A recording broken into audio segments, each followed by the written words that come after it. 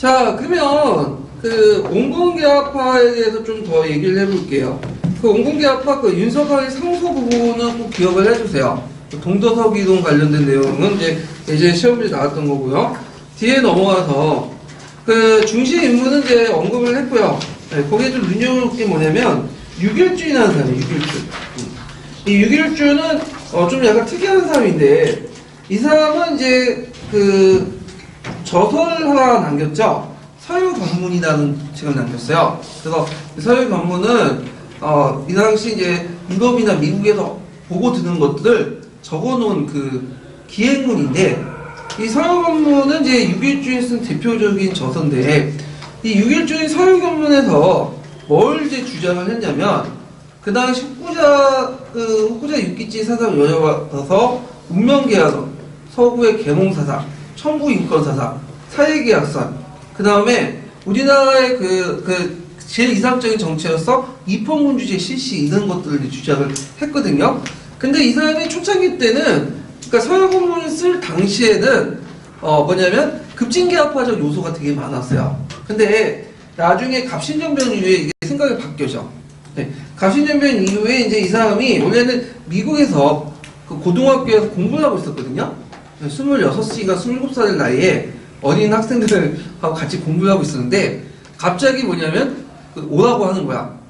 갑신정변 끝난 다음에 이제 정부에서. 왜냐면 6.1준하고 그 다음 급진파가 친했거든 좀. 그러니까 그 이제 민심정권에서는 6.1준을 같은 무리로 이제 본 거예요. 급진계합파. 그래갖고 안 갈 수는 없겠죠. 왜 안 가면 그 조선에 있는 우리 그 자기 6.1준의 친척들이나 가족들이 죽을 수도 있는 거 아니야. 연자들이 이끌어서. 그러니까 어쩔 수 없이 갔어. 근데 어차피 죽을 바에는 이제 좀 보고 죽자 해가지고 미국에서 조선으로 간 게 아니라 미국에서 유럽으로 간 거예요. 유럽 가서 유럽 한번 쭉 돌고 그 다음에 일본 갔다가 들어온 거예요. 네. 들어오자마자 잡혔어요. 그래서 이 사람이 가택연금을 당했거든요.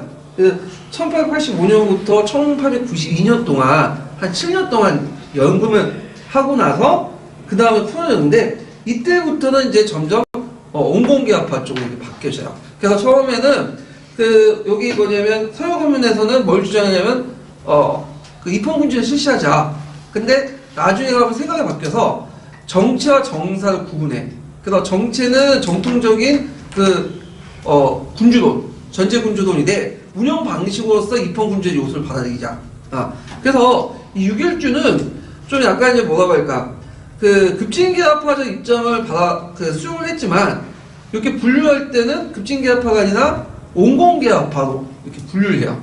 이 사람은. 그래서 좀 약간 좀 독특한 사람이고 그 다음에 이제 이 사람은 또 한성순부의 주식발행이나 사장 선출 등을 소개하고 근대적 산업체계나 회사제도 등을 도입했던 사람이다.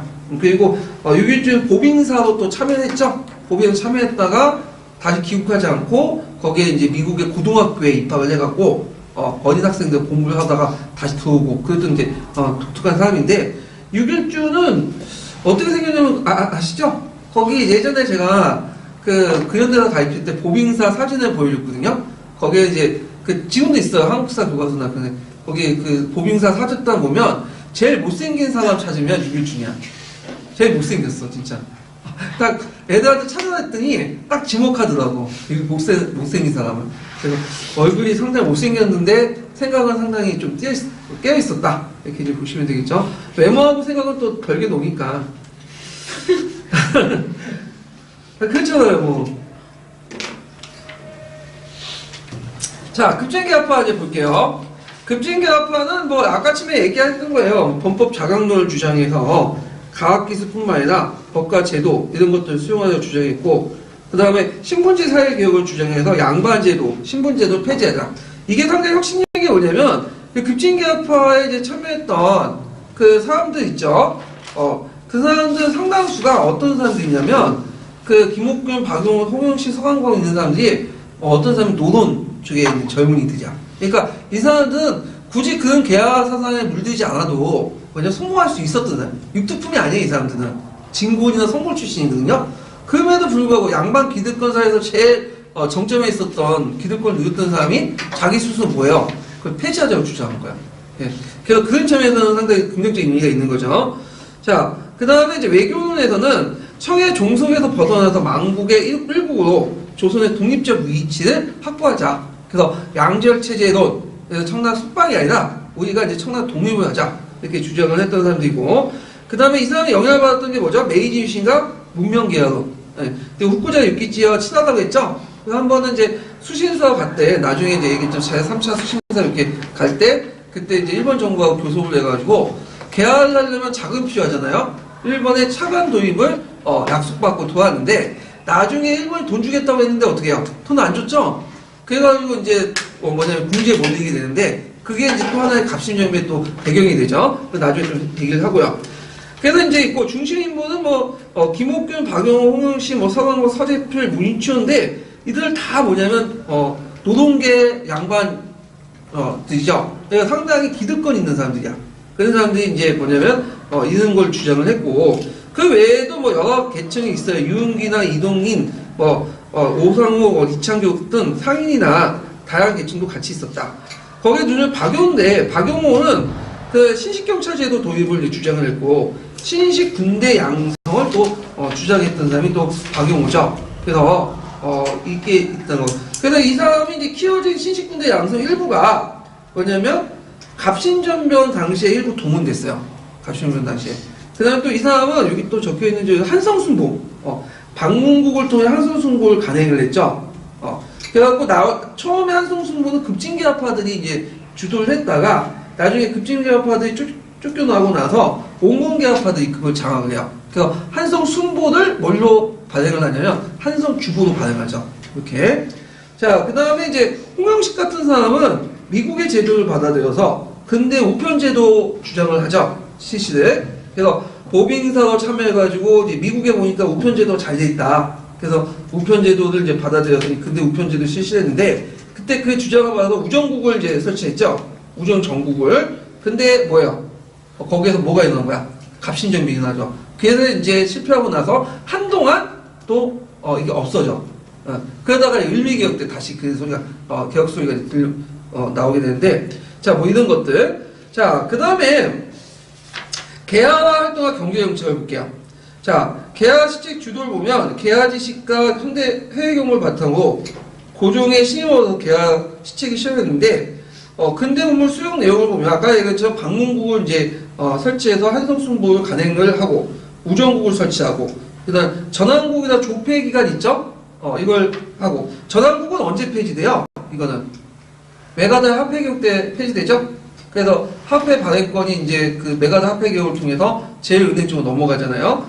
기기창, 영성사를 통해서 이제 무기를 만든 기기창 있고 전원국, 간민 합작회사, 그 다음에 외국 유학생 파견 이렇게 있는데 여기 좀 눈여겨볼 게 뭐냐면 전원국하고 이제 이런 그 기성구익하고 이런 이윤사 성립 등 해가지고 있는데 여기에서 이제 문제는 이런 기선이나 이런 것들 근데 기선 같은 것들을 구입하려면 돈이 필요하죠.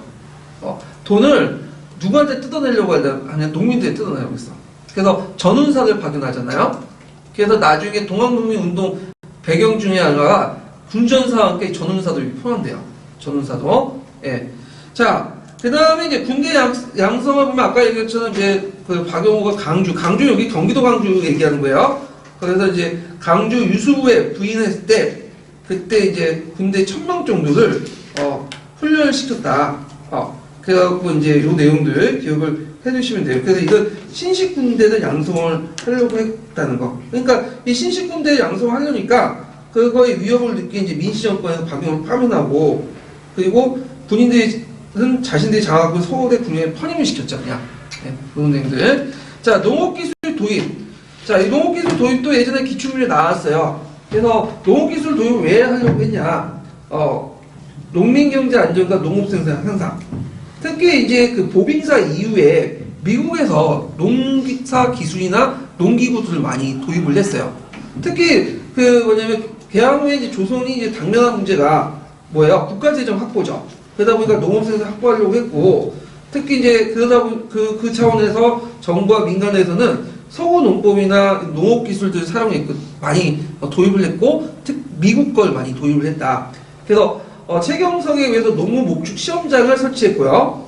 그 다음에 2년제 농무학당이 성립되고 농정심편이라든지 농정차론 같은 병서들이 이제 발행됐죠. 거기에 농무모축 시험장하고 농무학당 정도는 이름을 외워두세요. 이게 09년 기출문제 나왔던 거거든요. 쓰라고 나올 수 있어. 쉬운 건데 막상 쓰라고 하면 못 써요 이거. 네. 농무모축 시험장, 농무학당 이렇게 어떤 계기로 만들어졌다? 보빙사. 보빙사. 자, 그래서 이렇게 파악을 해주시고요. 그 다음에 경제정책은 이거 좀 안 나와있는데, 경제정책을 좀 얘기해보면요. 되게 이제 급진계열파들의 이제 경제정책들은 어떤 거냐면, 신자유주의야. 신자유주의. 신자유주의라는 거 알죠? 뭐죠? 정부의 간섭을 배제한 채, 뭐죠? 시장을 개방해서, 자유경쟁을 시켜가지고, 경제를 성장시키자. 이런 논리들이죠. 근데 이런 신자유주의 정책들은 솔직히 그 당시에는 맞지가 않아. 왜? 못 맞을 거야. 만약에 그냥 아무 준비 없이 개방을 시켜버리면, 시장을 열어버리면 누가 차지하는 거야? 서양이나 일본 자본들이 차지할 수밖에 없죠. 그래서 이거에 대해서 이제 뭐냐면 긍황파들, 그러니까 이제 왕권을 중심으로 해서 개헌을 추진하려고 했던 사람들은 그런 생각이 아니라 자본주의는 육성하되 일단 보호무역을 하고 시장을 보호한 다음에 우리가 어느 정도 자생적으로 경쟁력을 가진 다음에 시장을 개방을 하자. 그리고 국가 중심의 어떤 경제를 하자. 경제개혁에 이끌어서 하자. 이런 사람들이 극강파들인데 이런 사람이 양무개혁들이 주장을 강무개혁을 주장했던 사람들이 이제 그런 생각을 갖고 있는 거죠. 이에 반해서 동료협회 사람들, 급진계열파들은 아까 말한 것처럼 자유주의 정책들을 내세웠고 이런 것들 두 가지 이제 뭐냐면 그 개혁 정책도 있었다. 이거 좀 기억을 해주시면 될 것 같아요. 예. 자, 그러면 관련된 내용을 한번 볼게요. 형성평가 139페이지 펴보세요.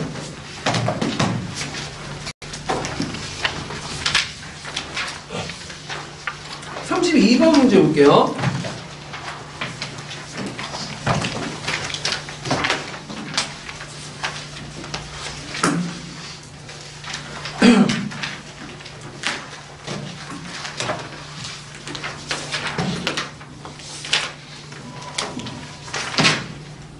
자, 32번 문제 보면 가와 나 인물이 지향하는 개혁 모델과 대천관계에 대한 인식을 각각 써보시오.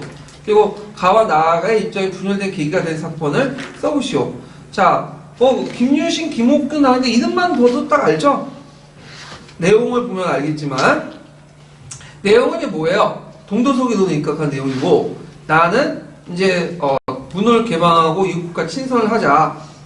이런 것들 해갖고 이제 김옥근이니까 급진개혁하죠. 그래서 가는 청해 양무운동. 나는 문명개혁을 포방한 메이지 유신. 이렇게 쓰시면 돼요.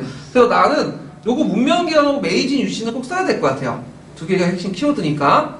자, 그 다음에 대천관계에서는 가는 청나라 정통적 우호관계를 유지하면서 열강의 침략하고 또 조선의 독립을 보존의 정책을 펼쳤고, 나는 청해 내정관을 벗어나 조선의 자주독립을 이제 하는 게 급선무였고요. 분열 사건은 그 당시 임오군란 이후에 분열됐죠. 그래서 급진파와 개혁파가 임오군란 이후에 청나라에 대한 인식 문제를 둘러싸고 분열됐다. 이런 것들 기억을 해주시면 될 것 같아요. 자, 그래서 이렇게 있고 그 다음 테마 넘어갈게요. 임오군란, 임오군란. 자, 임오군란, 갑신전면, 그 다음 갑오개혁, 이런 것들은 그 배경, 그 다음에 원인, 그 다음 내용, 결과 이렇게 해갖고 이렇게 항목별로 이렇게 외워두시는 게 좋을 것 같아요. 자, 그러면 임오군란의 사건은 이제 보면 임오군란 몇 년에 일어났어요? 임오군란은 1882년에 일어났죠. 1882년에인데 그 6월달에 그때 구직군인들이 1년 넘게 월급을 받지 못했어요. 그런데 이제 받은 한 달치 월급에 보니까 겨와 모래가 섞여 있는 거야. 거기에다가 예전부터 이제 신식군인들 참여가 왔잖아요. 그러니까 거기에 폭발들이 일어났어요. 원래 동안. 근데 임오군란은 초창기 때는 구직군인들이 일어났지만 거기에 누가 개입을 했냐면 같이 합류했냐면 도시 하층민들이 가담을 했다. 왜 도시 하층민들이 가담을 했냐면 그 당시에는 그 개화정책을 인해서 시장이 개방이 됐잖아요. 그러면서 일본이 우리나라에 쌀을 많이 가져갔어. 예. 그래서 이게 나중에 얘기했지만 미명 교환치자라고 하거든요. 명품을 갖다 팔고 대신에 뭘 가져간 거죠? 쌀을 가져온 거야. 그러다 보니까 우리나라도 지금 먹고 사기 힘든데 쌀이 일본 쪽 쭉 빠져나가니까 쌀값이 어떻게 될까요? 올라갈 수밖에 없죠. 그리고 쌀값이 올라가면 그 다음에 쌀이 물가의 기준이기 때문에 다른 물가도 어떻게 될까요? 같이 뛰어, 물가도. 그 다음에 쌀값이 뛰니까 이제 지주 입장일 때는 좋지. 왜냐면 자기가 풍족하게 살 수 있는 거 아니에요? 비싸게 팔고. 그래갖고 이 지주들이 땅을 어떻게 넓히려고 신과 권력을 동원하고 넓혀갖고 막 남의 땅 뺏고 그리고 효율화하고 그 여러 가지 경제를 효율화시키고 하다 보니까 그 도시에 많은 그 사람들이 몰려가려고 해요, 경제적으로. 그리고 양극화가 봐가지고 그러다 보니까 이 사람들 상당수가 어디로 올라갔을까요? 도시로 올라오죠. 그래서 이 도시들이 올라온 사람들이 다 빈민층으로 편입이 돼요. 그러니까 도시 빈민층 입장일 때는 그 민시 정권이 추진하는 개화 정책이나 개항이 안 좋은 거야. 개화 정책에 반대할 수밖에 없겠죠. 그러다 보니까 그 당시 임원군란이 일어날 때 누구 표를 든 거예요? 정부 측을 든 게 아니라 그 쿠데타를 일으킨 부식군인들과 합류해서 같이 봉기를 한 거죠. 예. 그리고 이들은 개화 정책을 시작했기 때문에 개화 정책에 반대했던 사람이 누구예요?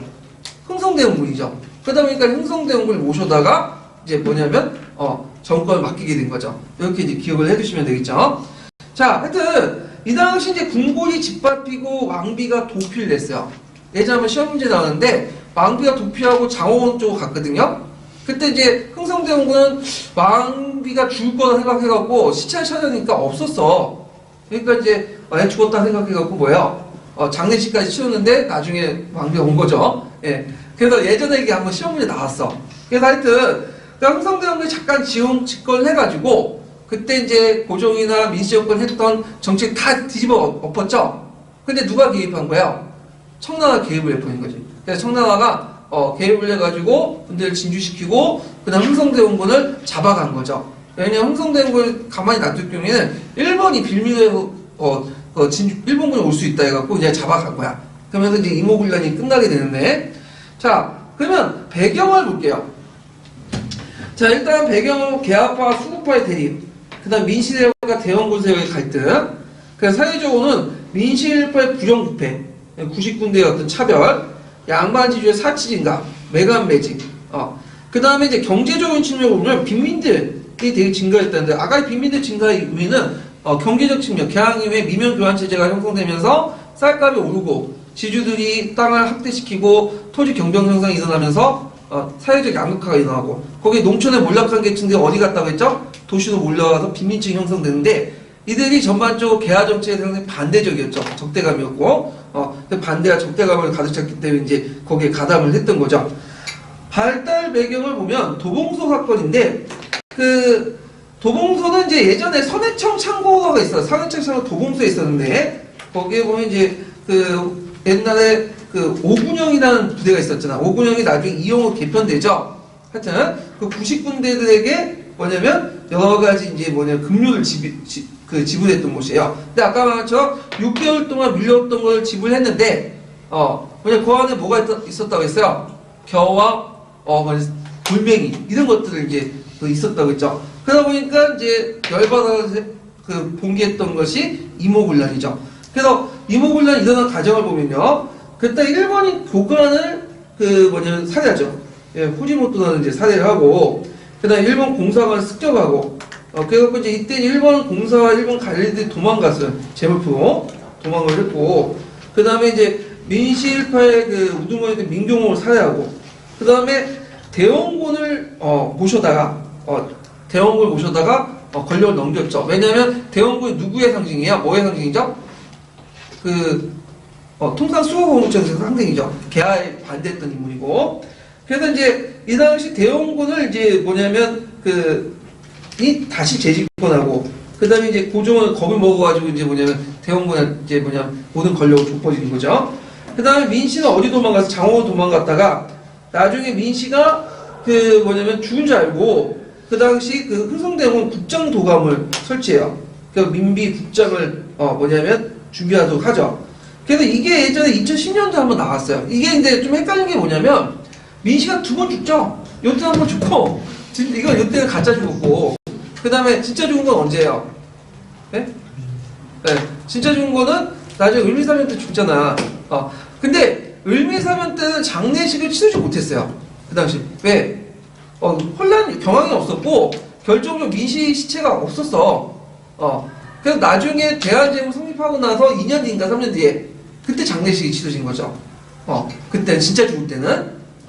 근데 이때는 가짜 죽을 때는 그 자리에서 뭐냐면 국정도가를 만들어서 장례식 치러지는 거야. 요 구분하세요. 예전에 한번 시험에 나왔어. 잘못 생각하면 을미사면 쪽 이렇게 잘못 생각할 수 있어요. 자, 하여튼 그 다음에 이제 그 원성이 됐던 신식군대 교련병대를 해산을 하고요. 그 다음에 통일기만. 통일기만은 여러분도 알다시피 뭐예요, 이거는? 그 중국의 총리기만의 모방에서 만든 거죠. 그래서 그 외교나 이런 개화 정책을 주도했던 그 기구를 폐지를 하고 그 다음에 이제 그 오군영을 다시 부활하죠. 원래 오군영을 이용을 했다가 뭐냐면 장기영 무용을 했다가 폐지해서 오군영을 다시 부활시키죠.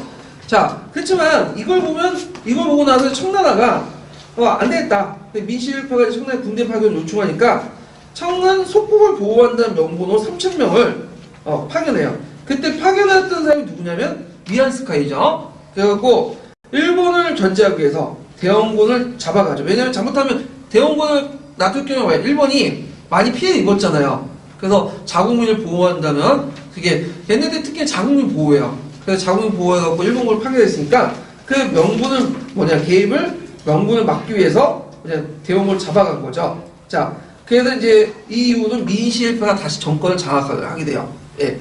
자, 그럼 결과를 볼게요.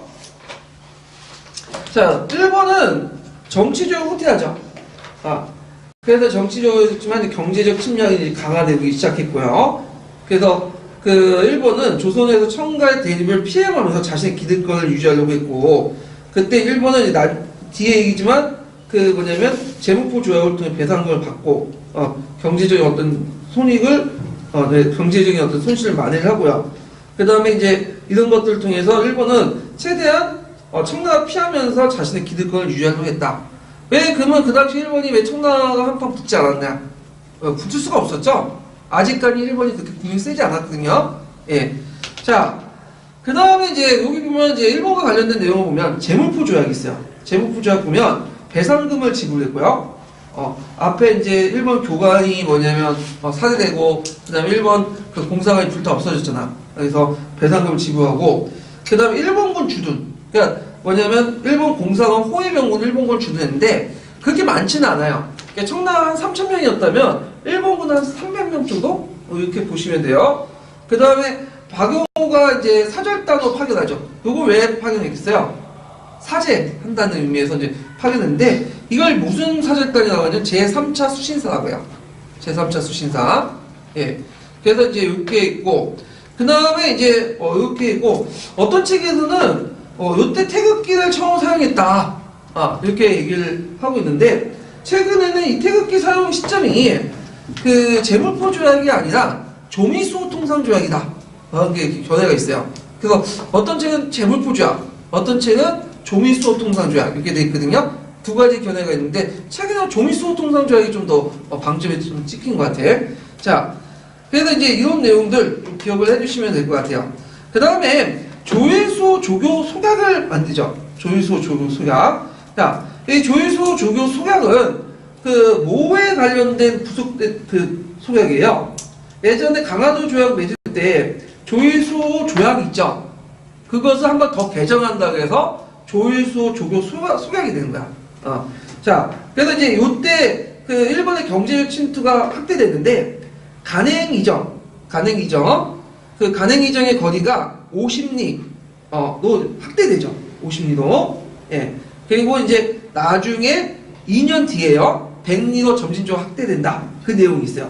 100리로 점진적으로 확대된다. 그래서 처음에 1876년에 그 맺어진 조일수 조교 그러니까 조일수 조교 그 조약에 보면 그 조일수 조교 그 조약에 보면 조일수 조약에 보면 몇 년으로 돼 있죠? 10리죠.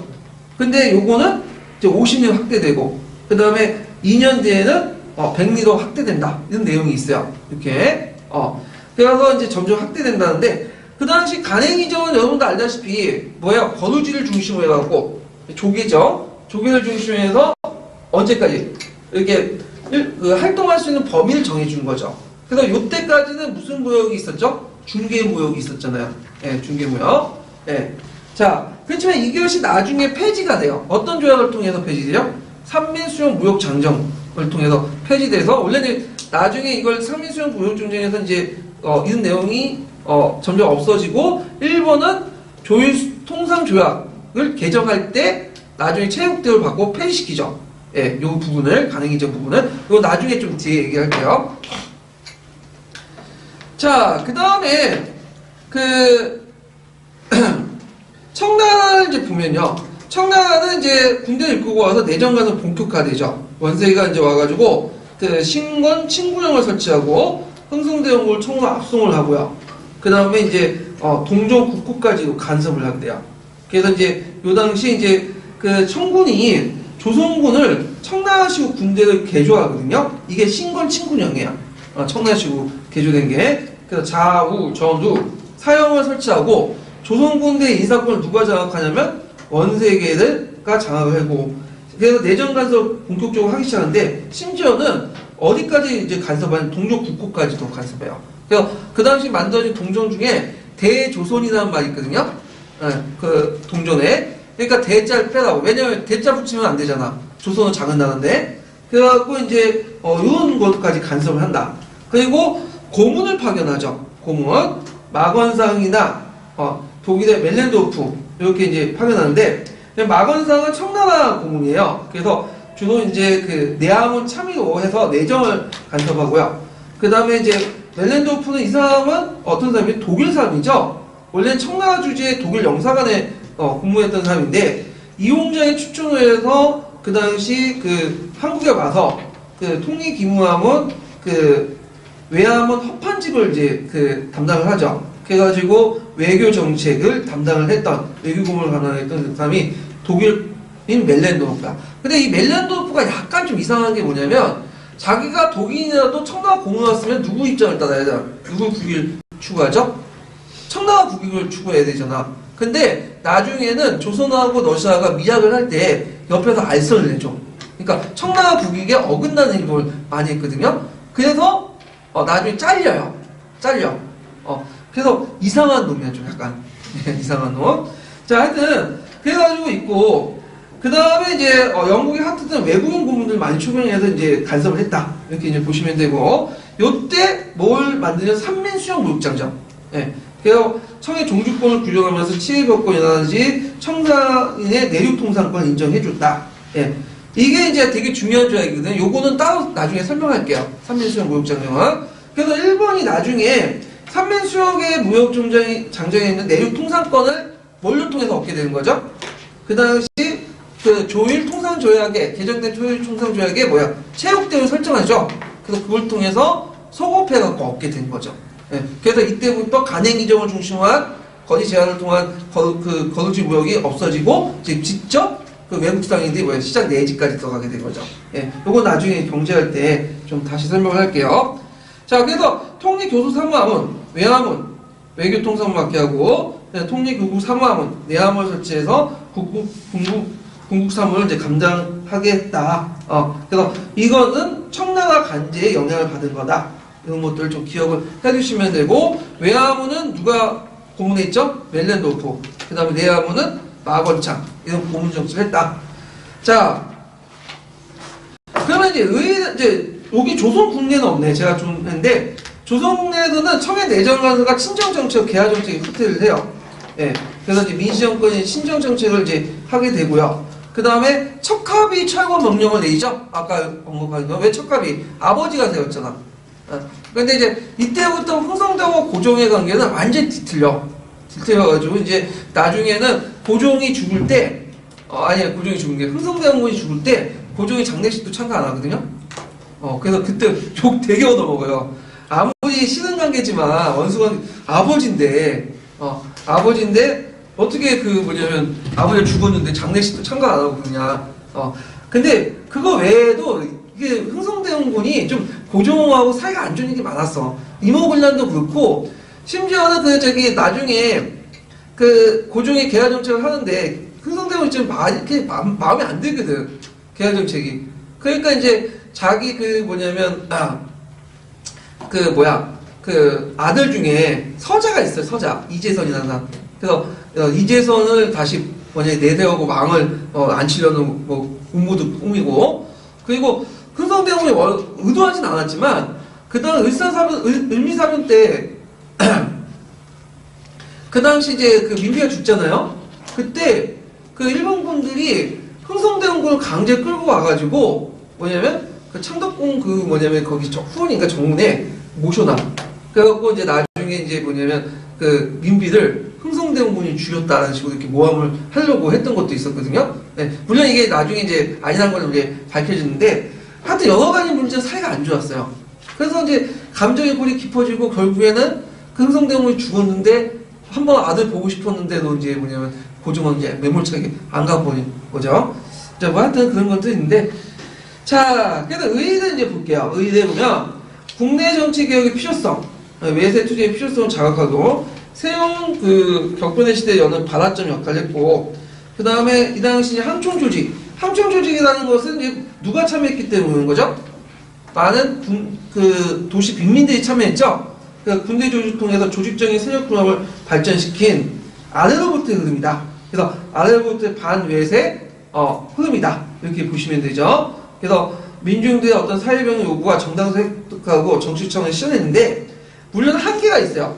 한계가 있는데 일단 이 도시 측민들의 정치의식이 한계인데 이들이 정치세력화가 부조리됐다는 거지.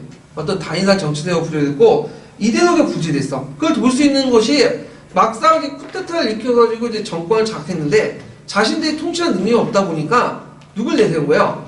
흥성대원군을 내세운 거죠. 흥성대원군을. 그래서 이런 측면에서 나름대로 이제 정치세력화나 이데올로기가 부재됐다. 그러나 한계를 보인다 그거죠. 예. 그래서 이모군란은 그 근대화 운동은 아니에요. 근대화 운동은 아니지만 나름대로 아래로부터의 어떤 반외세 그런 운동이었다. 그렇지만 반봉건적 요소는 없죠. 반외세적인 어떤 성격이 되게 강한 운동이었다. 아래로부터의 운동이. 예. 그렇지만 이제 아래로부터 흐름은 또 하나가 있죠. 이모군란 외에도 동학독립운동 있죠. 동학운동은 근대화 운동이고 그리고 그 안에 뭐가 있어요? 반외세도 있고 그다음 이모군란에 없는 뭐였죠? 반봉건도 있죠. 두 가지 흐름이 동시에 존재하고 있죠. 예. 자, 그래서 이렇게 좀 보시면 될 것 같아요. 그래서 예전에 이모군란의 어떤 그 배경, 의의 이런 것들이 시험 문제 나왔거든요. 자, 그 다음에 이제 두 번째 사건 오는 게 갑신전변. 자, 갑신전변. 자, 갑신전변도 한 세네 번 나왔던 문제예요. 되게 중요한 부분이죠. 자, 갑신전변 몇 년에 나왔죠? 일단 이모군란이 1882년에 일어났고 갑신전변이 1884년에 일어났죠. 자, 갑신전변은 위로부터의 근대화예요. 이모군란은 아래부터 흐름인데 갑신전변 반대로 위로부터의 근대화예요. 그래서 그 안에는 반봉건적 요소는 되게 강해요. 근데 뭔 빠졌죠? 일본의 도움을 받았기 때문에 반외세적 요소는 없다. 예. 그리고 그 지향하는 것 자체가 메이지 유신을 지향을 한 거죠. 그래서 이제 갑신개혁은 어떻게 일어났냐? 그 사건 내막을 좀 보면요. 급진개혁파가 주도를 했죠.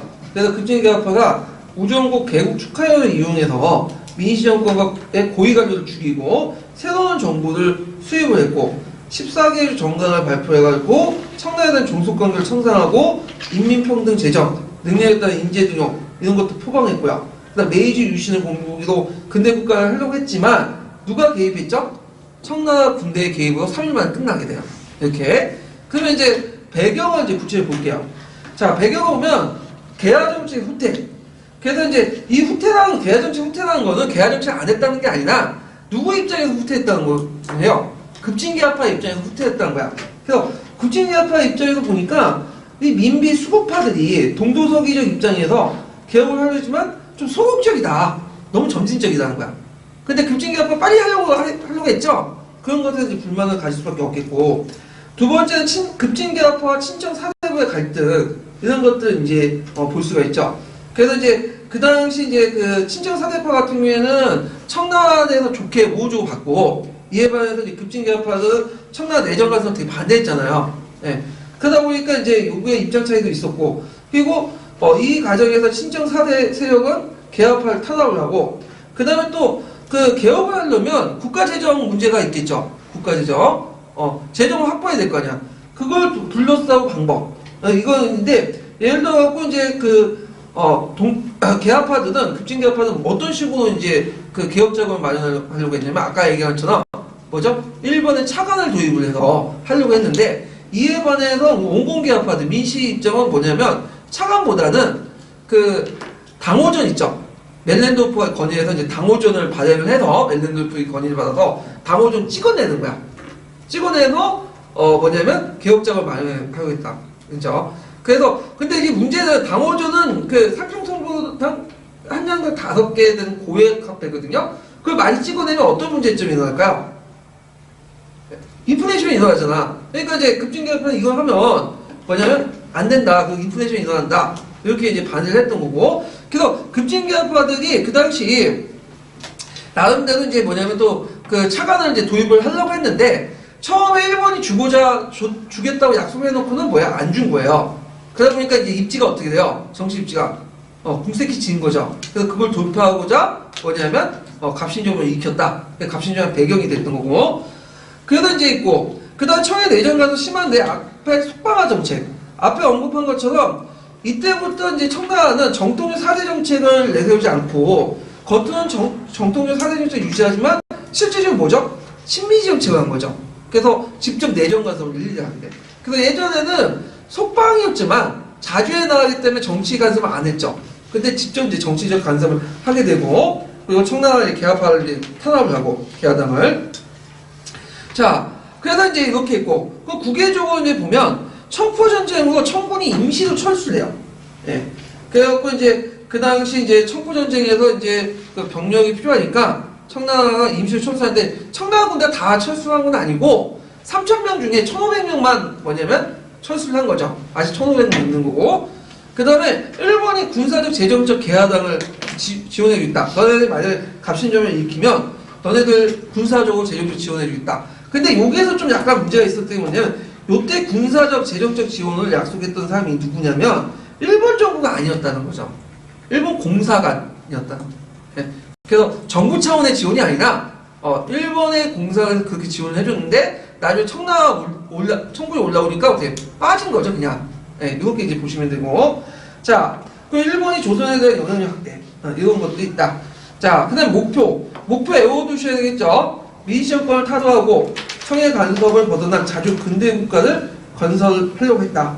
그래서 그 당시에 청국의 속방화 정책과 개화 정책의 탄압에 반대해서 무장정변을 통해서 집권을 하려고 했다. 그래서 위로부터의 근대적 어떤 개혁을 추진하려고 했고, 서양 열강들의 어깨를 나란히 하는 자유 독립국가로 이제 만들려고 했던 거죠. 예. 요 목적은 왜 외워두시라고 하면, 요거는 싸고 나올 수도 있고, 한국사 문제에서 그 인물학습 관련된 문제 나올 수 있어요. 인물학습이 아니라 행위이론. 그 합리적 설명 이론 있죠? 그 목적 상황 수단해갖고 거기 역교론에 보면 그 예문이 있어요. 갑신전변 예문. 그 목적 수단 상황. 그 싸고 나올 수도 있어.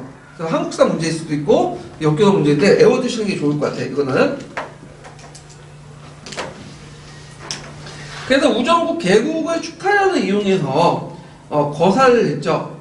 그래서 이제 그 민씨 정권의 요인을 처단을 하고 개화당 정부를 수입하고, 그 다음에 14개조 정강을 반포하고, 그 다음에 했지만 청구의 개입으로 개화당 정권이 붕괴되면서 주체세 김옥균, 박용호 이런 사람들이 일본을 막는 것 같다. 이렇게 이제 보시면 되겠죠.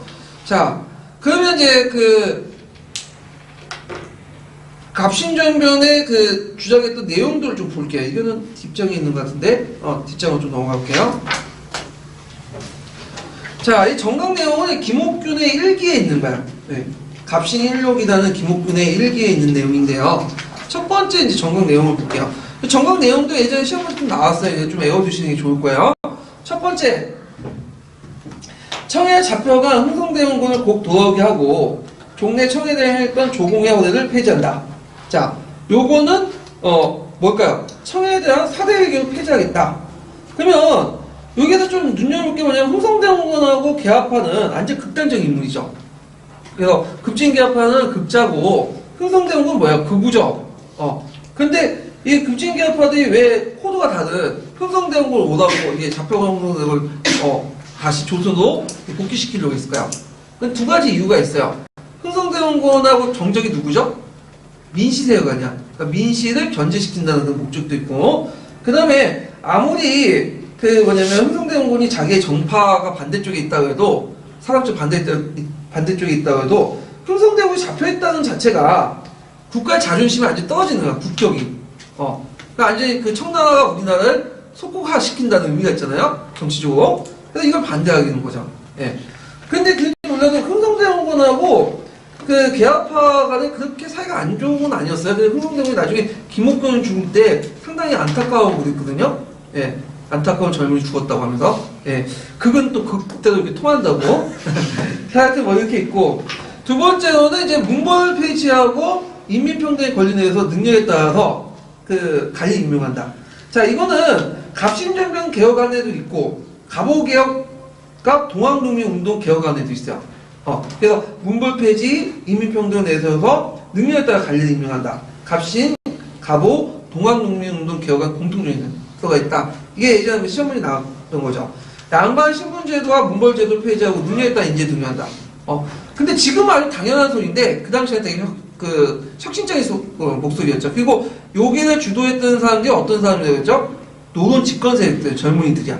그러니까 자신의 기득권을 버리고 이걸 이제 주장을 했던 세력들이고, 그 다음에 세 번째는 뭐냐면 지조법을 폐지하고 지조법을 지조법을 개혁해요.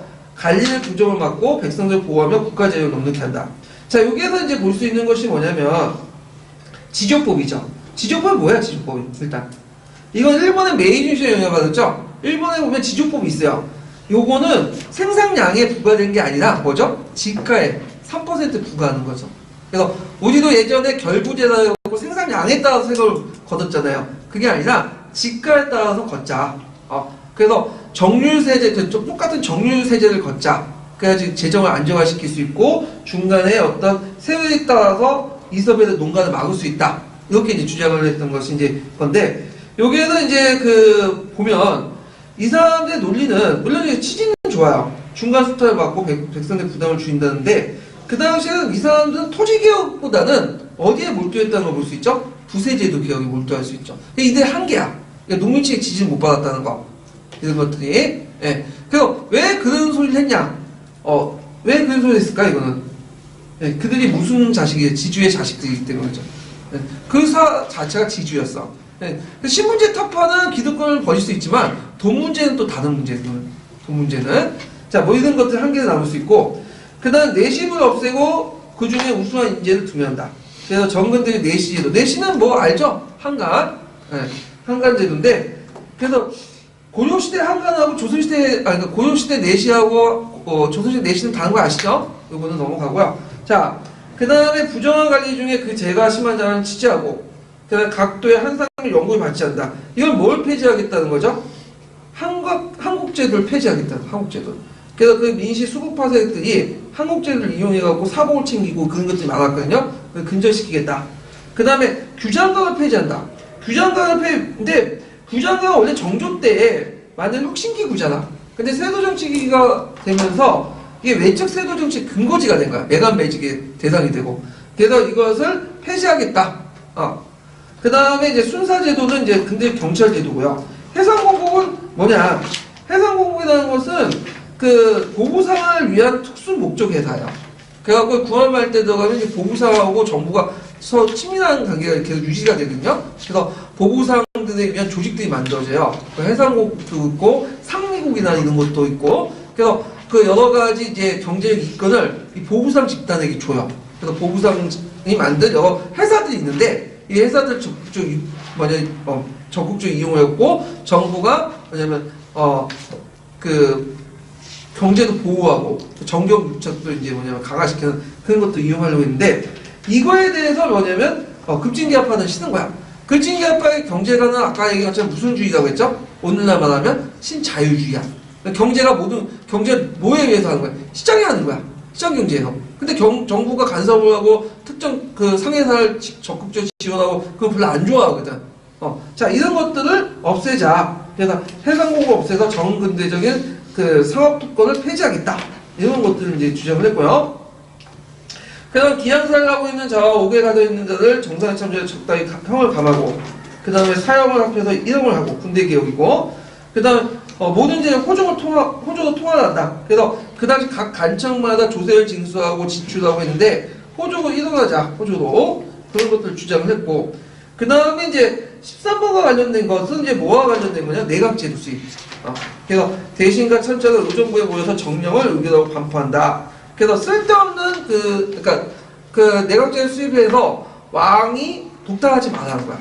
그럼 여기에서 볼 수 있는 건 예전에 한번 시험 문제 나오는데 입헌군주제를 지향하는 거예요. 입헌군주제를 실시한 거예요.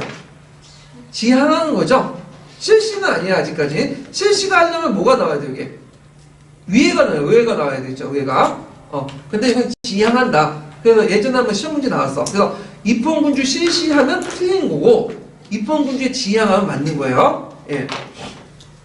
그 다음에 또 두 번째는 의정부와 육조의 불필요한 기간을 없앤다. 이건 뭐냐면 조선시대 때 의정부 육조 체제고 그 밑에 사사가 있는데 소가문이 있고 시간이 지나면서 이게 더 늘어나. 관료기구들이 막 늘어나요. 그러면 관리도 많이 늘어나겠죠. 그럼 어떻게 해? 재정이 더 많이 늘어나는 거야. 그래서 쓸데없는 거 중복된 업무들 맡은 간직들 이제 다 오늘날 구조조정 해가지고 간직수를 관리수를 줄이는 거야. 그래가지고 재정을 아끼겠다. 이렇게 이제 의도가 있는 거예요. 자, 그래서 이제 이런 내용도 있다는 걸 좀 기억을 해두시면 되고요. 자, 그래서 이제 정강의 의미는 입헌군주제를 지향을 했고 이게 13조에 들어가 있죠. 가보개혁 때는 국민공치체제에 변한다. 그래서 그 국민공치제라는 것은 민선위원회 기준의 입헌정책 실현이 아니라 나중에 이제 그 뭐냐면 그냥 군과 민이 같이 통치한다 라는 이념적 차원이다. 그래서 약간 가보개혁 때는 이제 뭐냐면 그 지향은 지향인데 그 완전한 입헌군주제는 아니었다. 이렇게 이제 좀 보시면 될 것 같아요. 이건 좀 나중에 다시 얘기를 할게요. 자, 그 다음에 다시 이제 앞으로 돌아와서 결과를 볼게요. 결과를. 자, 이때 이제 가보개혁 때, 그 갑신전변 때, 그 당시 이제 그 조선과 일본은 무슨 조약을 맺었냐면, 한성조약을 맺었어. 한성조약. 그 한성조약인데, 가만히 생각해보면 일본은 그 당시에 피해국은 아니었거든. 임원군단처럼. 오히려 갑신전변 할 때 도와줬잖아. 근데 왜 이게 그 한성조약을 맺게 되냐면, 일본 공사하고 있던 군대가 갑신정부에 개입한 사실 보고받으니 일본 정부 당황한 거야. 자기가 일본 정부가 개입한 거 아니라 일본 군사 차원에서 한 건데, 근데 잘못하면 이 청나라의 질택, 그 천나라의 비난과 그 다음에 청나라로부터의 항해를 받을 수 있잖아. 그러니까 자기가 피해자 코스프레를 한 거죠. 일종의 나도 지금 당했다. 그래서 나도 피해자다. 가해자가 아니라 피해자다. 그래서 이제 뭐냐면 한성조약을 맺은 거예요. 그래서 그 내용을 보면 배상금지물이나 그 다음에 공사가 순축비다 이런 것들을 이제 내걸면서 이제 피해자 코스프레로 했던 것이 한성조약이다 이렇게 보시면 되고요. 그러니까 텐진조약은 우리나라 맺은 게 아니라 누가 맺은 거죠? 청나라와 일본이 맺어진 거죠. 그래서 그 당시 이제 영국 공사였던 파크스의 중재 아래 맺어진 건데, 일단은 조선과 청의 동등한 지인적, 그다음 청일양군의 조선 동시철수, 이런 것들, 그리고 조선의 군대 파병 시 상호 통곡, 이런 내용들이 있었다. 그래서 이제 요 내용들인데, 그래서 이게 나중에 청일전쟁의 원인이 되죠. 그래서 나중에 설명 동학농민운동 당시에 그 당시 이제 동학농민운동 진압에 실패한 조선 정부는 청나라에 파병을 요청하잖아요. 근데 이 조약에 따라서 청나라는 뭐죠? 텐지 조약에 따라서 일본한테 우리 파병한다고 알려준 거죠. 파병한다고. 그래서 나중에 일본이 이제 청나라 파병했으니까 일본 가만히 있을 수 없어.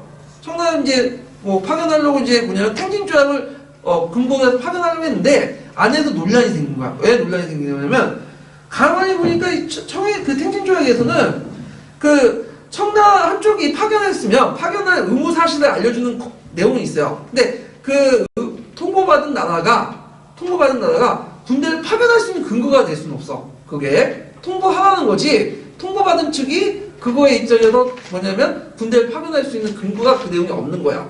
그래갖고 그거 가지고 하기는 좀 미약하다. 그래서 찾아보니까 무슨 조약이 있는 거죠? 재물포 조약이 있는 거야. 그래서 자국민 보호를 위해서 파견한 거죠. 그래서 실제 주요 그 파견 근거가 될 거는 재물포 조약이고, 그리고 주요 그거는 재물포 조약이 부수적으로 뭘 얘기하냐면 텐진 조약에 의해 입각해서 이렇게 썼어요. 그래서 재물포 조약에서 파견하고 텐진 조약에 준해서 이렇게 한다. 그래서 재물포 조약이 주요 파견 근거가 된 거야. 그래서 책마다 이게 좀 다른데 파견 근거가 됐던 거는 텐진 조약이 아니라 재물포 조약이에요. 이게 제가 이제 거기 어디서 찾았냐면 그 국편위에 있어. 그 조약 내용이요. 그 근거 내용이. 그래서 이거 좀 알아두시고요. 자, 그 다음에 조선의 국내를 이제 보면 그 보수 세력이 장기 집권이 가능했죠. 왜냐하면 급진기업화든 이게 뭐냐면 외세를 끌어다가 하다 보니까 이 당시 보수 세력들이 이제 뭐냐면 이제 개화 정책을 해서는 안 된다. 개화 정책을 했더니 일본 세력 끌어들이고 뭐 해가지고 그냥 개판이다. 그러면서 개화 세력 토대가 좀 흔들리기 시작해. 약화되고. 그러니까 좀 약간 이게 갑신정변이 취지는 좋은데 그게 실패함으로써 결과가 별로 안 좋았어. 예. 그래갖고 이제 있다는 거. 의의를 보면요. 의의 외워두셔야겠죠. 자, 근대국가 수요 목적으로 시도했고 방법상 위로부터의 개혁과 일본의 결정은 불가피했다. 그 당시 입장에서 불가피했다는 거고, 그 다음에 이제 민주주의, 민족주의, 근대운동의 선구로서 역사 발전을 올바른 방향을 제시했고요. 정통을 4대 강령 청산하고 전제군주제에서 입헌군주에 바꾸려는 시도를 했다. 부르주아 운동이었고 국민 주권주의에 지향한 최초의 정치운동이었다. 이렇게 의의는 외워주세요.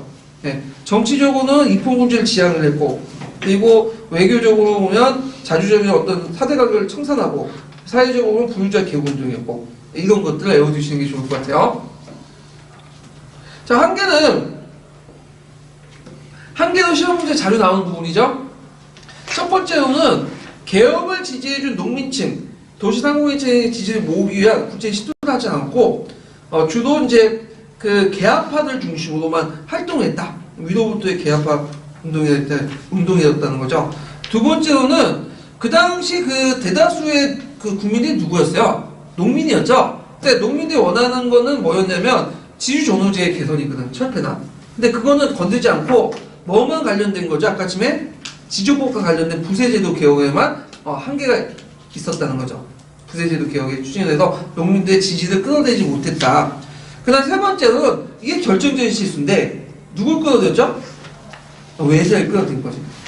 그래서 일본의 침략 의도를 인식하지 못한 채 외세를 끌어들였다는 거예요. 그래서 대다수 관료나 일반민들이 외면을 받고 외세의 침략을 가속시키는 결과를 초래했다. 가속시킨 결과를 초래했다 해갖고, 근데 그 당시 이게 상당히 결정적인 거죠. 정병을 자기 힘으로 하지 않고 그 침략 의도를 가진 일본의 무력을 빌려서 그렇게 했다는 거. 근데 이때 그 일본의 그 무력을 끊어서 했다고 해서 이들이 친일파는 아니에요. 왜냐면 이들은 일본 세력을 끌어들였지만 일본의 나라를 팔아먹으려고 했던 건 아니죠. 그래서 그 보수파를 제거하고 자기가 나름대로 정권을 장악해서 우리나라를 근대화시키려고 했기 때문에 일본을 끌어들인 거고, 근데 좀 그렇지만 그 뒤에 거기에 참여했던 상당수가 나중에 뭐가 돼요? 친일파가 돼요. 이때부터는 진정한 친일파죠. 이때부터는 나라를 일본에 갖다 팔려고 했던 사람들이고, 예. 근데 아직까지는 그때는 젊은 시절 때 그 애들은 나름대로 결계가 있어가지고 나름대로 일본을 끌어들여갖고 좀 근대화를 했기 때문에 아직까지는 이들 친일적인 친일파라고 좀 매도하기 좀 힘들다 그거죠. 자, 그러면 관련된 이제 형성평가 부분을 한번 볼게요.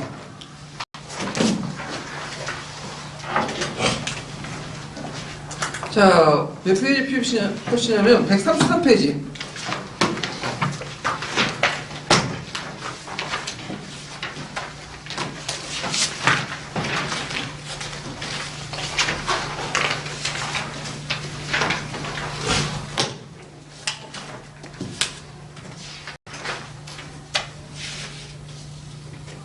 자, 15번 문제 볼까요? 15문제.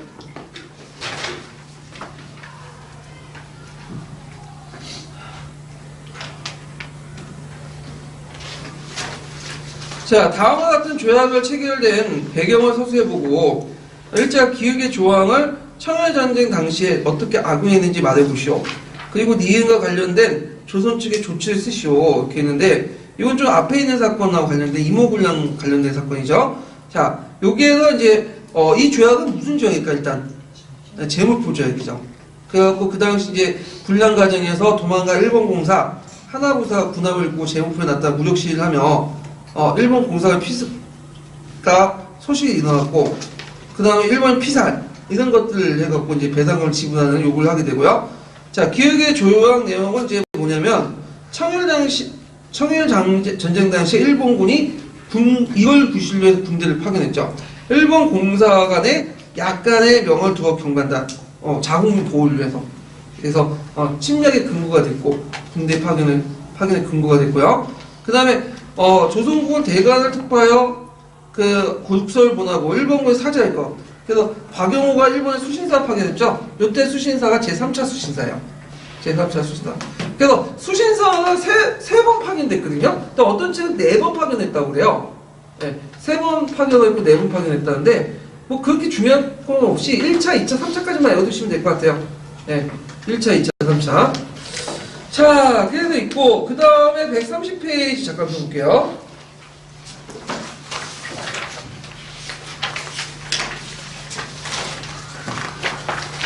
자, 130페이지 6번 문제 볼게요. 6번 문제.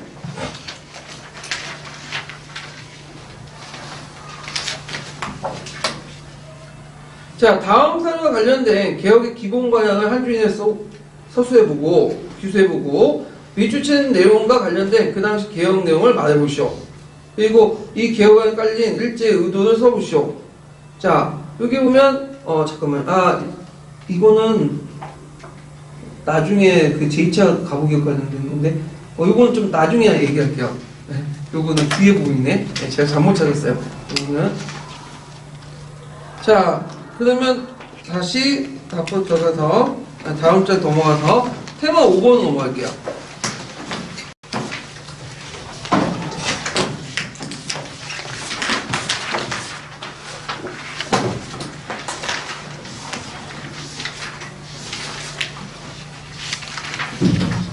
자, 요거는 갑신연맹 이후에 이제 국내 정세를 이제 보는데, 자, 갑신연맹 이후에 국내 정세는 시기적으로 어떤 시기냐면, 그 당시 1884년에 뭐가 있었죠? 갑신정비 있었죠. 그리고 1893년 동학농민운동, 요 시기예요. 그래서 갑신연병 이후에 와 동학농민운동 이전 이렇게 시기를 말하는데, 그 보면 잠깐만요.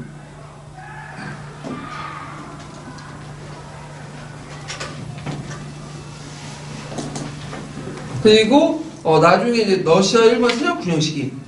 그래서 그 청일 전쟁과 그 다음에 러일 전쟁 중간 사이에 그 세력 군영 시기를 이제 다뤘던 건데, 요것도 꽤나 좀 많이 나와요. 보면 자, 그럼 내용을 좀 볼게요. 자, 여기 보면 이제 도표에 보면 이제 그 이모군란과 갑신전멸 끝난 다음에 그 당시 이제 동학농민운동 이전까지 우리나라를 보면 국제적으로 상당히 뭐냐면 열강대 각국장이 됐어요. 그래서 자, 두 개의 이제 대립축이 형성되죠. 하나는 청나라 일본 간의 대립 있고, 그 다음에 영국의 와 러시아의 대립. 그래서 러시아의 남하 정책에 대해서 영국에 무슨 사건이 나왔죠? 거문도 사건이 일어나죠. 자, 그러면 여기 보면 자, 러시아의 남하 정책을 좀 볼게요. 러시아의 남하 정책을 이제 보면 그 당시 조선의 세력 군용 유지 정책과 이제 맞물려서 이제 진행이 되는데, 조선은 그 당시 청나라가 너무 간섭이 심하다 보니까, 그러니까 이모군란 끝나고 갑신정변 이후에는, 이모군란 때는 이제 그 청나라하고 민씨정권이 좀 사이가 좋았죠, 고정하고. 근데 갑신정변 이후에 군대를 철수함에도 불구하고 간섭은 더 진행돼.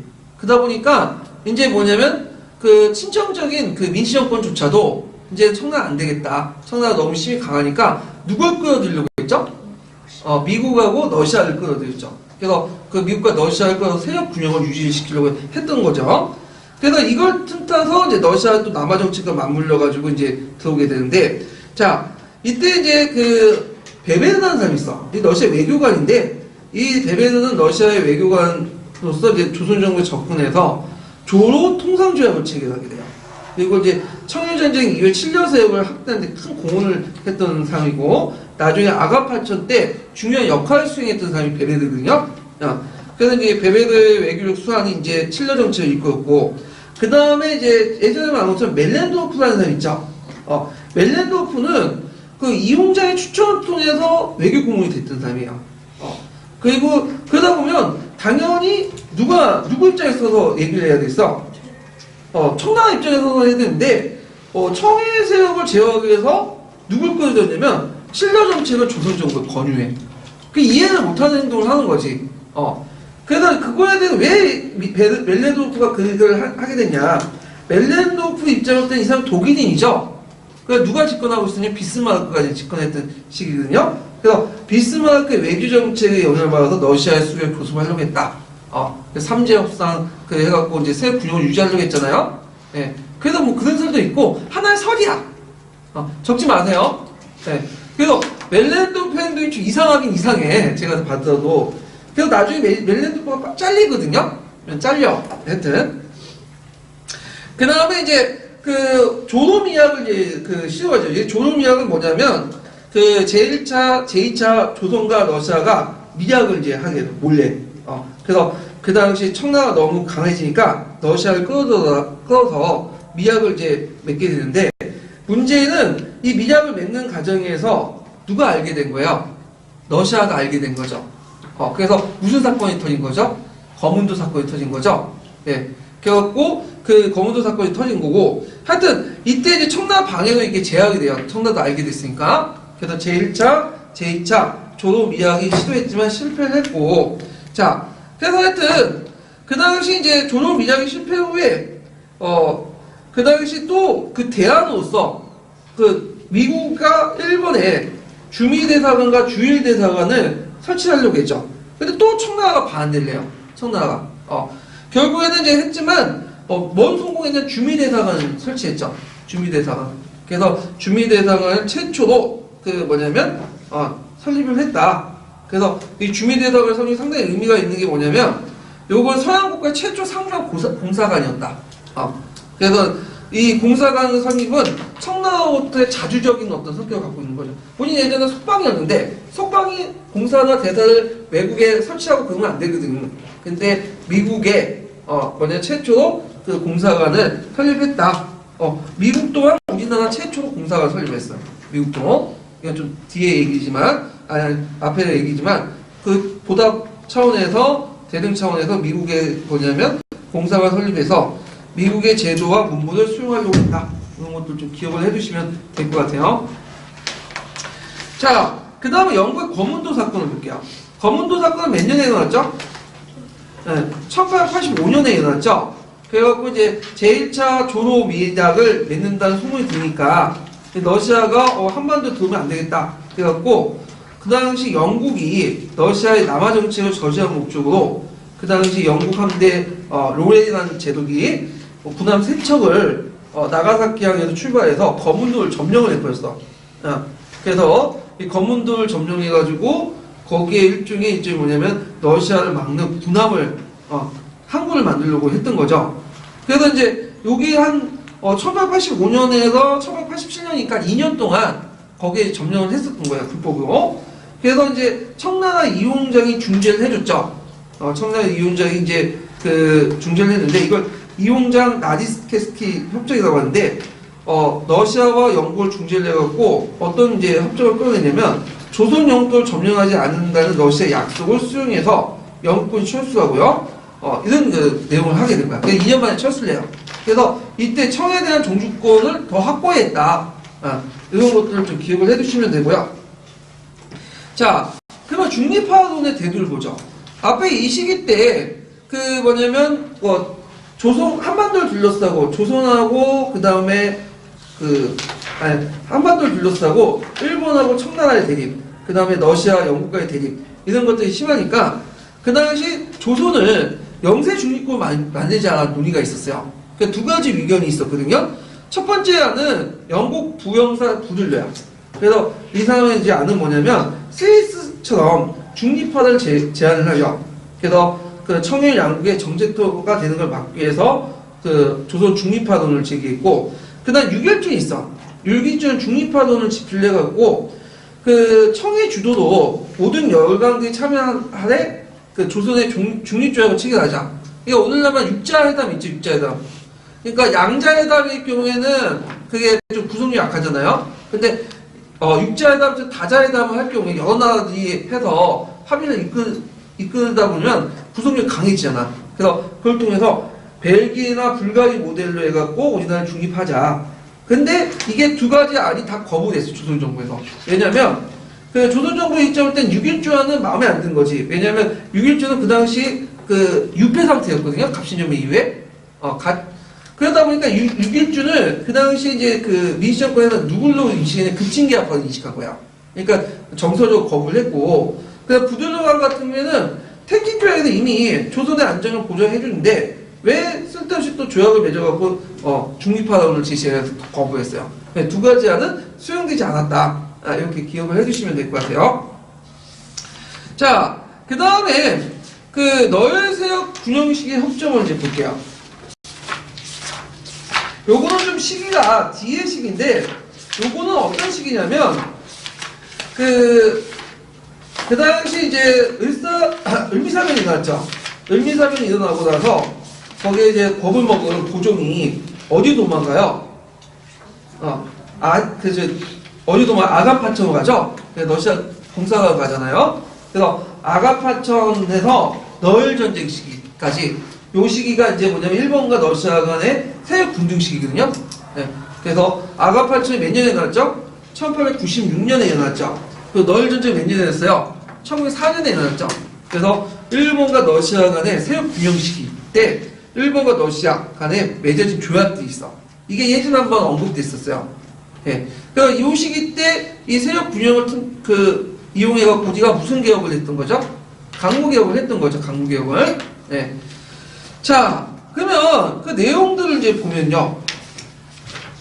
자, 베베도 고문어각설이 있는데, 베베도 고문어각설은 이제 그 경서 유정서라고 또 하는데, 1896년에 맺어진 거죠. 내용을 보면, 러시아와 일본군의 동수로 주둔하고, 그래서 그 당시 일본은 러시아의 아가파천과 칠러 대각을 인정하고, 대신에 러시아는 일본 군대의 조선 내에 계속 주둔을 인정한다. 그래서 이제 요 내용들을 가지고 있는 것이 그 베베도 고문어각서죠. 그래서 러시아의 우리의 인정, 이권 침탈에 기반이 됐고요. 그래서 대부분 일본군을 출수하고 아울러 일본의 병력만큼 러시아도 조선의 군대를 주둔할 수 있는 권리를 획득했다. 그래서 많은 일본군들이 철수를 했어. 러시아 군영을 맞추려고. 이런 것들이 베베도 고문어각서였다. 이렇게 보시면 되고, 그 다음에 두 번째가 뭐냐면 러시아 노마노프 비밀외교인데, 요거는 이제 니콜라이 2세 아시죠? 니콜라이 2세는 그 누마노프 왕조의 마지막 그 왕이잖아요. 그때 대관식 때 각국이 참여했어. 그때 이제 각국이 참여할 때 서로 다자협상을 한 거야. 그래서 청나라, 일본, 조선 간에 일본과 러시아, 조선과 러시아 이렇게 했는데 각각 모르는 상태에서, 그러니까 청나라, 일본, 조선이 이렇게 모르는 상태에서 각자 이제 조약을 체결한 거죠. 다 비밀 조약인데, 자, 청나라 러시아의 비밀 조약을 보면 이건 그 우리나라하고는 관련이 없고 중국하고 관련되는데, 그 러시아가 동만주 철도에 대한 대가로 일본 침략을 공동 대응한다. 그리고 그 대상 지역을 동아시아의 러시아 영토로 한다. 이런 내용들이 이제 있는 거고요.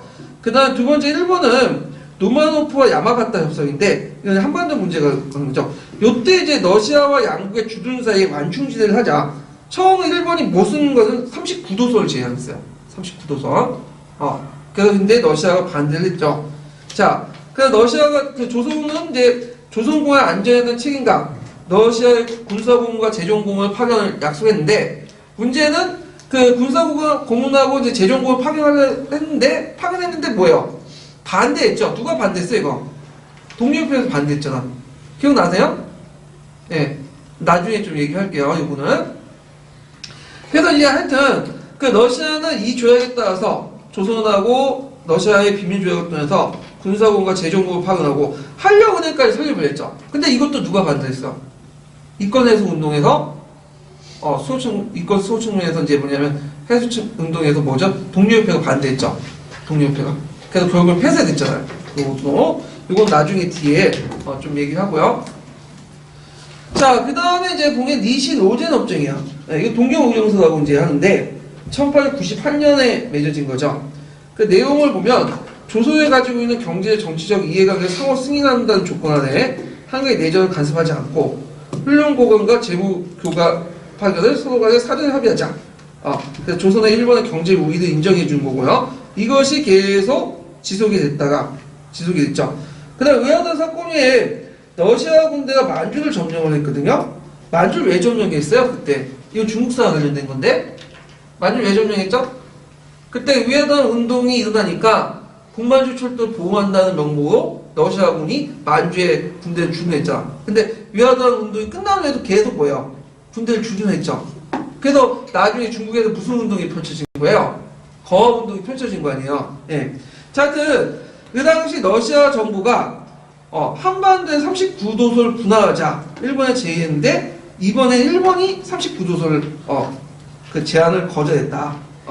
그래서 이제 그 러시아가 만주를 점령한다는 상태에서 39도소까지 잘라주면 러시아가 실제로 한반도를 뭐야? 다 장악을 해버린 거야. 예. 그래서 이제 이렇게 해서 이제 했다라는 걸 좀 기억을 해두시면 될 것 같아요. 결국에는 이런 너일세력 균형은 언제 깨지게 돼요? 너일 전쟁에서 일본이 승리하면서 깨지죠. 일본이 이제 한반도를 이제 완전히 장악을 하게 되고 그 다음에 우리가 알고 있는 강무개혁 또한 그 1904년에 끝나게 돼. 왜? 너일 전쟁에서 일본이 승리했기 때문에. 예, 강무개혁 중은 이제 러시아, 일본의 세력 균형을 통해서 성립할 수 있었는데 이게 심해 균형 상태로 무너지게 된 거잖아요. 예.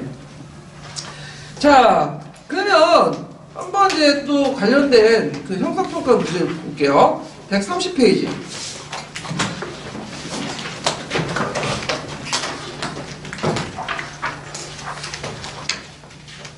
네, 130페이지 5번 문제 볼게요. 5번.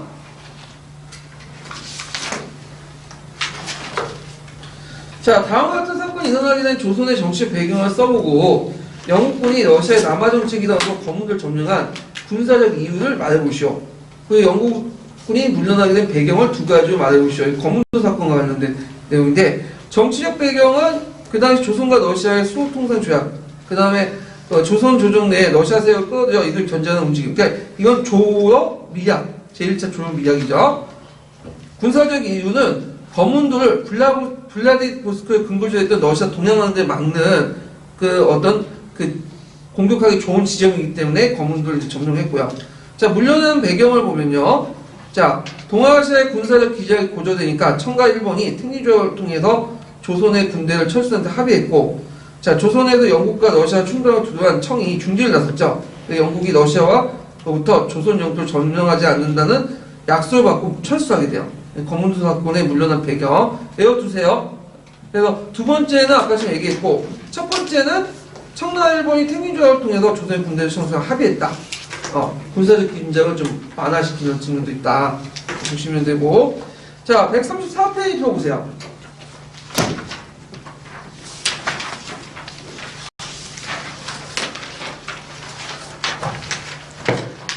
자, 134페이지 17번 문제 볼게요.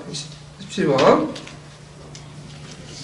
자, 17번 부분은 뭐와 관련된 거냐면 6.1준의 중립화론이죠.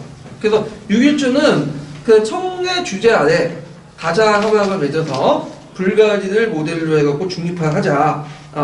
그래서 이런 것들을 했는데, 그럼 이런 중립화론이 나왔던 그 국제적 배경은 그 당시 조선을 둘러싸고 열강대 대립이죠. 그래갖고 이제 그 당시 일본, 청, 영국, 러시아 이런 대립도 있었고, 자, 그 다음에 조선 안전보장을 어떻게 했는지 말해보시오. 강대국을 모두 보장하는 중립화론이 필요하다. 다자조약을 통해서 이게 뭐냐면 조선의 중립화론을 보장받으려고 했죠. 근데 이 안을 그 수용하지 않는 이유를 써보시오. 조선정부의 열강에 무관심으로 수용되지 조선정부의 열강에 무관심으로 수용되지 않는 것도 있고, 또 하나 여기 더 추가하자면 그때 당시에 그 재개했던 6일 중에 어디였죠? 급진계약파 찍혀가지고 가택연금 당했거든요. 그러다 보니까 그것도 거기에 하나 또 속해요. 자, 그래서 이런 것도 이제 봤고요. 자, 그 다음에 145페이지 펴보세요. 145페이지.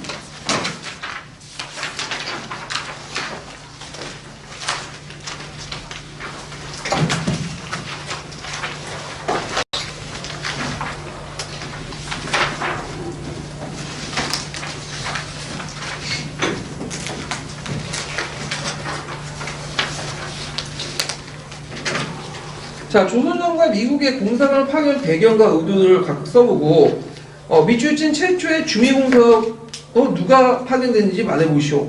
그리고 미국 공사관 설치의 의미를 두 가지로 서술해보시오. 있는데, 자, 조선과 미국, 청의 외교를 고소를 거친 결과 청은 조선이 세 가지 약속을 지킨다는 존재 아래 공사 파견 승인했다.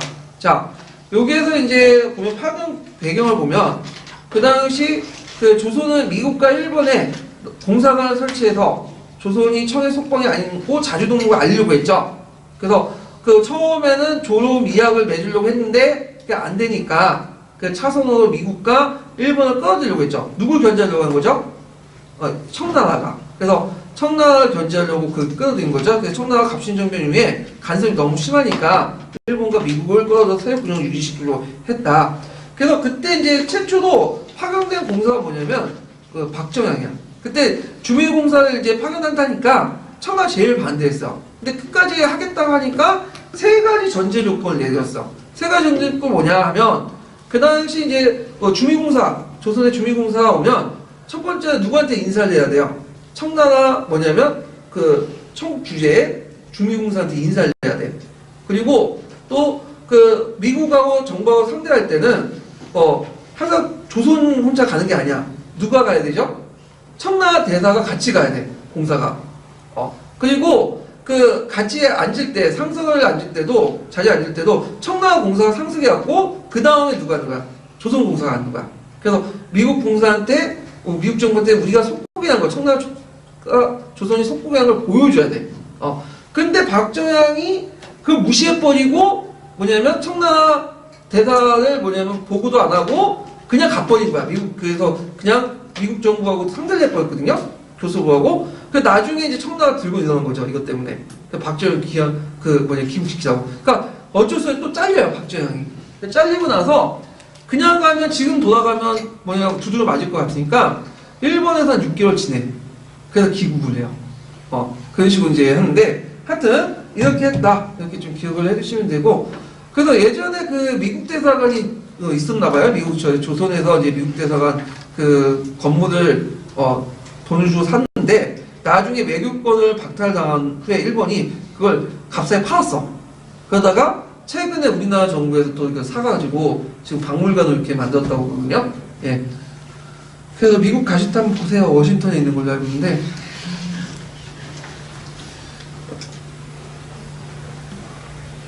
자, 그래서 이렇게 해서 한번 관련된 문제를 풀어봤고요. 뒤에 넘어가서 예전에 한번 나왔던 게 뭐냐면 정동구락부 사건이 있어요. 정동구락부. 아니, 사건보다는 정동구락부. 자, 정동구락부는 뭐냐면 구락부는 오늘날 클럽이에요. 클럽. 노는데 사교 집단이고 정동은 그 지역명이죠. 서울의 정동이 에 있는 사교 클럽이라는 건데 이 정동구락부는 주로 외국인들, 미국인이나 이런 사람들하고 그 당시 민영환, 윤치호, 이상진, 이완용 이런 사람들이 서로 뭐냐면 어울려서 놓았어요. 그래서 이게 정동구락부라고 이제 하는데 문제는 이 정동구락부가 단순 사교 모임이 아니라 미국하고 러시아하고 연결된 집단이에요. 그래서 친러파 집단들이거든요. 그래서 그 인물들 보면 아까 지금 언급했던 민영환, 윤치호, 이상재, 이완용 이런 멤버들이에요. 친러파. 이 사람들이 나중에 이제 뭘 주도했냐면 아가파천을 주도해요. 충생로 사건을 주도하고. 그래가지고 나중에 이제 아가파천 이후에는 집권 세력이 되죠. 이 사람들. 그래서 여기 좀 보시면 알겠지만 이제 이완용 같은 사람 있죠. 이완용 사람 대표는 친일파죠. 근데 이 사람은 이 당시에는 친미파였어. 친노파였고. 네. 그리고 이 사람이 이제 그 미국 대사관에 근무했어요. 이게 또 영어도 되게 잘해. 네. 유경고에서 공부도 하고 영어도 되게 잘해가지고 친미파의 대표적인 사람이었거든요. 근데 너일 전쟁 이후에 이제 더 이상 이제 심해 우위가 일본을 건너갔다 생각하니까 곧바로 뭘로 변신한 거예요? 친일파 변신의 편인 거죠. 이 사람이. 자, 그래서 정동국학부가 이제 중요한 정치 세력이었다는 걸 좀 아시고요. 왜 정동에서 놓았냐면 그 정동이 러시아 공사관하고 미국 공사관 등 외국 공사관이 몰려있던 곳이에요. 그리고 아가팔전 이후에 그 당시 이제 그 고종이 경복궁이나 창덕궁으로 항공한 게 아니죠. 어디로 항공했죠? 오늘 덕수궁. 덕수궁이 어디 부근이냐면 정동 부근이거든요. 그래갖고 만약에 일본이 자기를 공격할 경우에는 어디 도망치려고? 다시 러시아나 미국 대사가 도망가려고 거기로 옮긴 거야. 네. 자, 하여튼 있고 그 다음에 이제 그 흉쇄문 사건은 이제 좀 알려지지 않는 사건인데 이게 뭐냐면 이제 그 을미사변 이후에 이 고종이 불안한 거예요. 언제 자기 죽일 줄 모르니까 일본군이 주변에 둘러싸있고 그래갖고 이제 정동국학부에 있는 이 그 민영환, 윤치호, 이상재 뭐 이 사람들 이완용과 연결돼갖고 그 뭐냐면 여기 도망가려고 했어. 저 러시아 공사관으로. 근데 도중에 실패한 사건이 무슨 사건이냐면 충생무 사건이거든요. 그 충생무 사건 좀 있다가 성공했죠. 이게 무슨 사건이에요? 이게 아가파천이에요. 그러니까 아가파천 이전에 한번 도망가려고 했던 사건이 뭐다? 충생무 사건이다. 외워두세요. 그래서 있는데 이게 예전에 한번 기출문제 나왔기 때문에 제가 언급한 거야. 이 부분. 자, 그래서 이제 이거 보고 그 다음에 다음 테마 6번. 요건 좀 쉬었다 할게요. 이분요. 그래서 지금 50분에 다시 시작할게요.